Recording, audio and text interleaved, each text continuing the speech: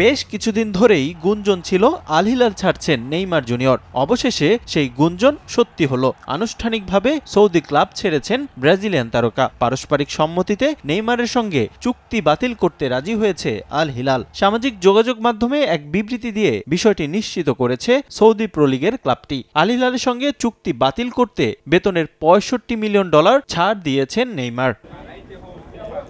আল হিলালের সঙ্গে পাট চুকিয়ে নেইমার কোথায় যাচ্ছেন তাও প্রায় নিশ্চিত। ঘরের ছেলে ঘরেই ফিরছেন, অর্থাৎ শৈশবের ক্লাব সান্তোসে ফিরতে যাচ্ছেন ব্রাজিলিয়ান সুপারস্টার। চলতি সপ্তাহের শেষ দিকে ক্লাবটির সঙ্গে চুক্তি স্বাক্ষর এবং মেডিকেল টেস্টের জন্য ব্রাজিলের উদ্দেশ্যে রওনা দেবেন নেইমার। তবে তার জন্য নতুন চুক্তিতে কী পরিমাণ অর্থ বরাদ্দ থাকবে সে বিষয়ে কিছুই জানা যায়নি। 2023 সালে পিএসজি ছেড়ে আল হিলালে যোগ দেন নেইমার। তাকে দলে ফেরাতে ক্লাবটি খরচ করে $90 মিলিয়ন।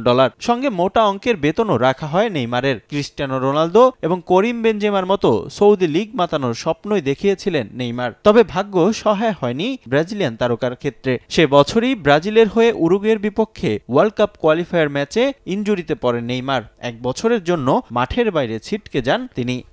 এদিকে যুক্তরাষ্ট্রের মেজর সকার লিগের একটি ক্লাবে যোগ দিতে পারেন নেইমার, এমন গুঞ্জন শোনা গিয়েছিল। রিফাতুল ইসলাম মিরন, সময় সংবাদ।